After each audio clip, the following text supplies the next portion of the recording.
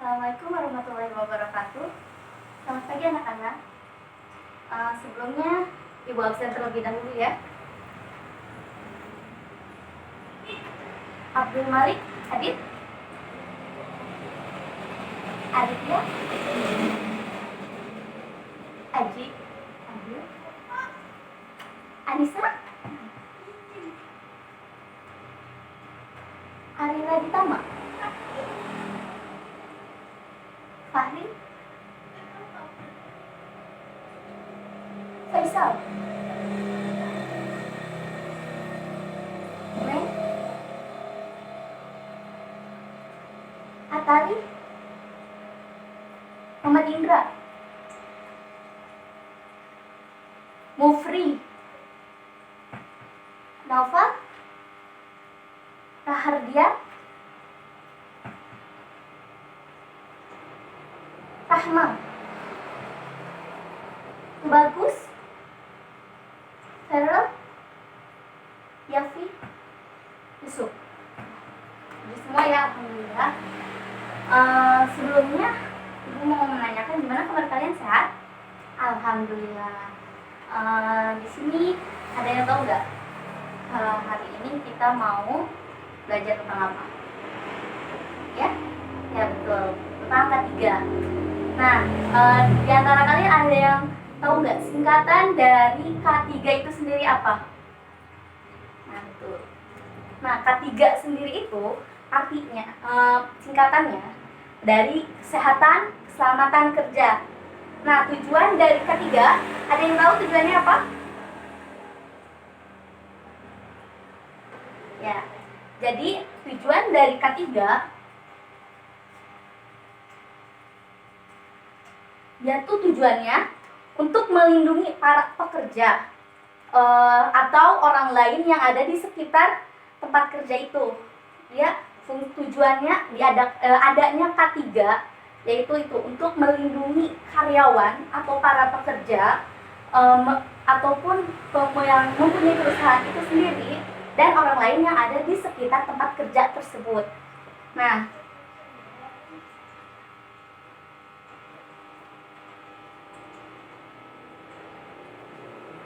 itu tujuannya ya. Terus sekarang yang fokus dari si K3 itu sebenarnya yaitu untuk mencegah adanya kecelakaan kerja di suatu perusahaan atau industri dan mencegah penyakit akibat adanya pekerjaan itu. Nah, K3 ini sangat penting. Mau di sekolah, kalian nanti setelah kuliah di universitas, atau bahkan pada saat kalian bekerja. Sangat penting. Nah, ada yang tahu nggak arti dari kecelakaan kerja itu sendiri? Nah, untuk kecelakaan kerja, jadi kecelakaan kerja itu suatu kejadian yang tidak disemula dan tidak dikehendaki, yang mengacaukan proses yang telah diatur dari semua aktivitas dan dapat menimbulkan kerugian harta benda dan juga korban manusia. Bahaya kan? Nah, untuk akibat dari kecelakaan tersebut itu ya, akibat penyakitnya. Jadi akibat penyakit itu bisa karena luka atau apa gitu untuk si karyawannya. Dan itu sangat merugikan sekali. Merugikan untuk diri sendiri sebagai kita sebagai karyawan dan juga perusahaan. Untuk ruang lingkup dari keselamatan kesehatan kerja sendiri itu yang tercantum di Undang-Undang Nomor 1 Tahun 1970. Yang pertama, itu ada yang namanya tempat kerja.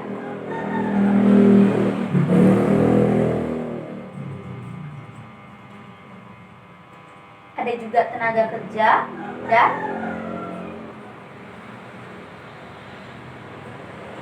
ini sumber bahaya.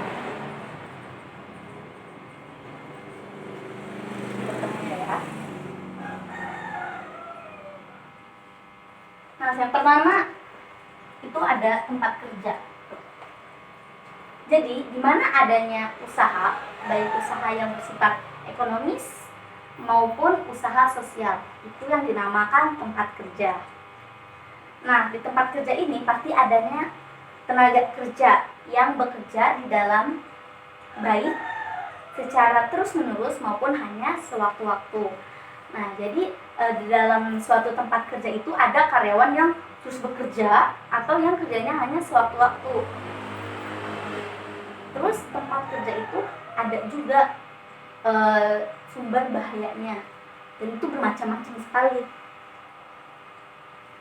Terus ada dalam ketiga tuh ada namanya pendekatan.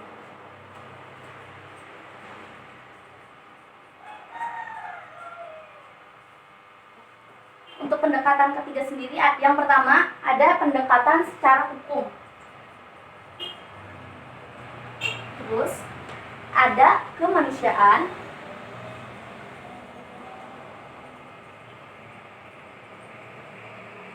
ada ekonomi, filosofi, dan satu lagi keilmuan.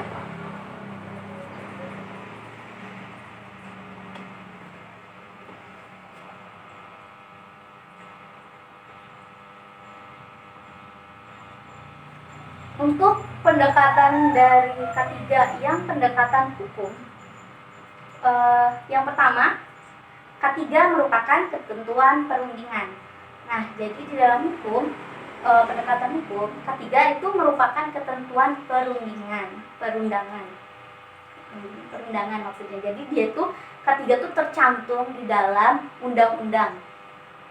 Ada yang tahu undang-undang nomor berapa? Nah, iya betul.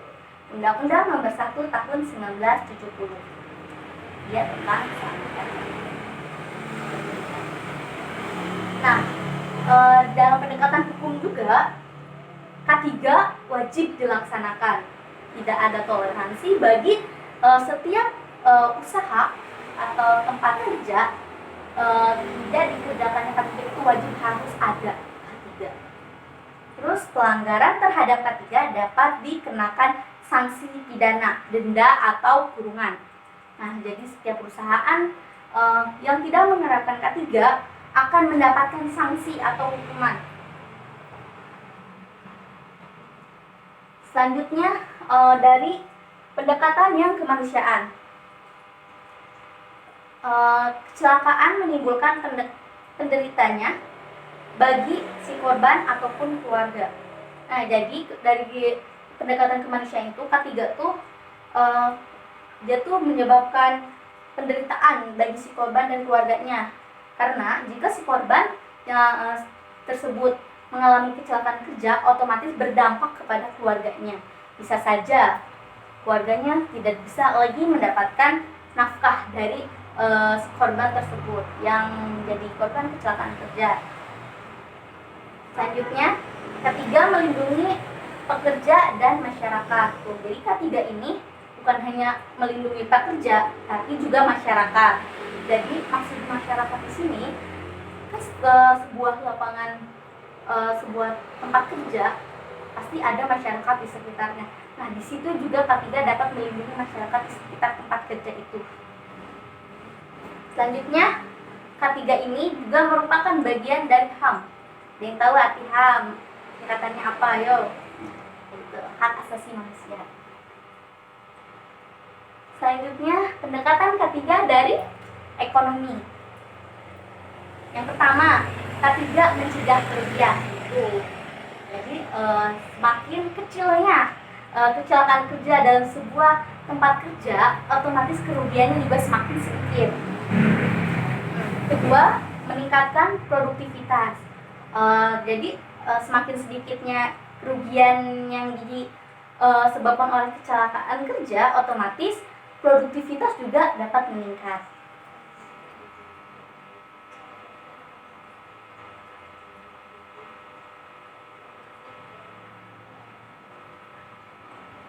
Selanjutnya, secara filosofi ya. Jadi pendekatan ketiga secara filosofi yaitu upaya untuk menjamin keutuhan dan kesempurnaan tenaga kerja dan manusia pada umumnya, hasil karya dan budayanya menuju masyarakat yang adil dan sejahtera. Terakhir, secara keilmuan, di mana suatu ilmu pengetahuan dan penerapannya dalam upaya pencegahan kecelakaan, kebakaran, peledakan, pencemaran, dan penyakit. Mengenai itu masih banyak lagi sebenarnya ya.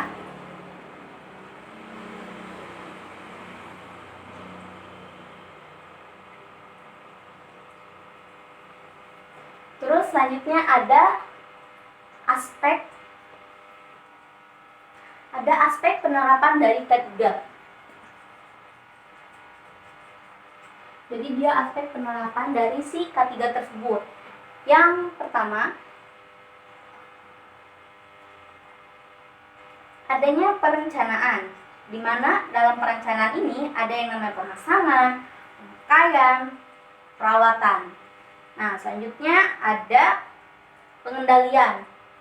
Pengendalian ini dimulai dari administratif, legalitas, terus ada standarisasi dan si sertifikat.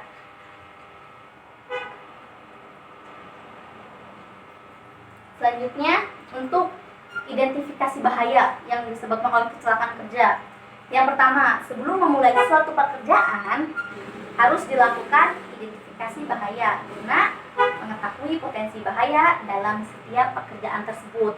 Nah, jadi penting itu untuk mengidentifikasi suatu bahaya tersebut sebelum kalian melakukan suatu pekerjaan. Ingat tuh. Yang kedua, identifikasi bahaya dilakukan bersama pengawas pekerja dan safety department. Itu harus. Jadi harus adanya pengawas, dan dalam suatu perusahaan biasanya ada safety department-nya.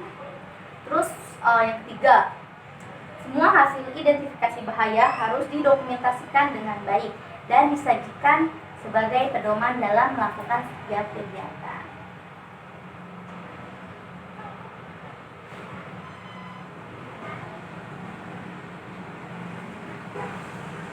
Untuk penentuan faktor resiko dari suatu kecelakaan kerja, yang pertama ada sifat pekerjaan. Jadi kita harus tahu sifat pekerjaan itu seperti apa.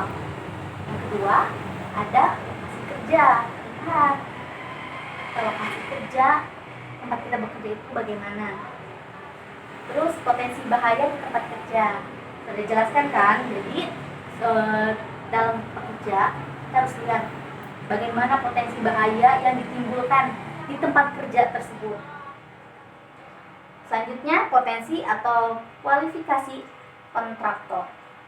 Terus ada lamanya pekerjaan. Selanjutnya pengalaman dan keahlian kontraktor. Itu tergantung dari si kerjanya ya.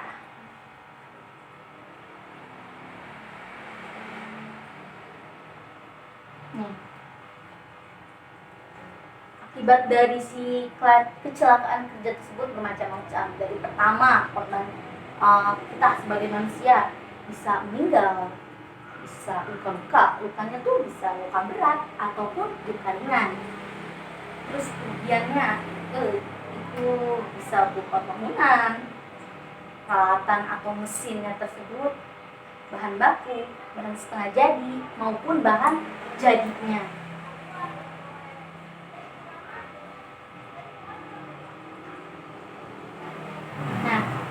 Sekarang untuk sumber kecelakaannya, sumber kecelakaan kerja tersebut. Yang pertama ada mesin produksi. Sering sekali terjadi kalau di dalam industri ya, kecelakaan kerja yang diakibatkan oleh mesin produksi.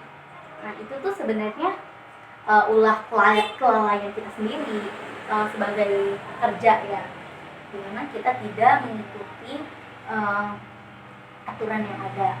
Nah, untuk yang kedua, penggerak mula dan pompa. Yang ketiga, ada lift. Keempat, pesawat angkat. Kelima, Oxford. 6. Pesawat angkut, dan masih banyak lagi, nanti kalian bisa cari ya.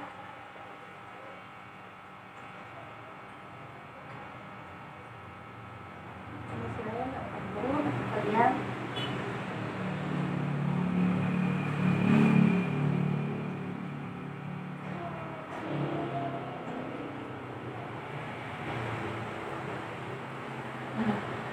Sekarang kita langsung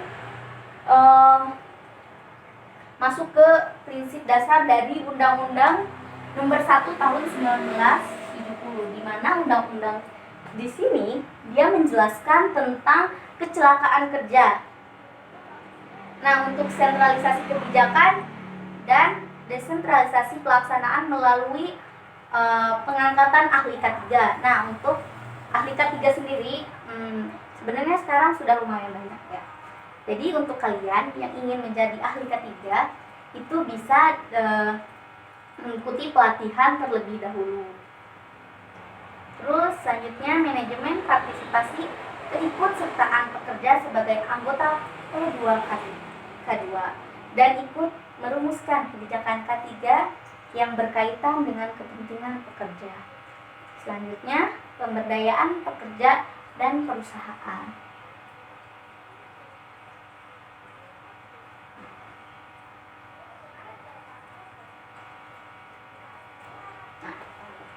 Sampai di sini ada pertanyaan?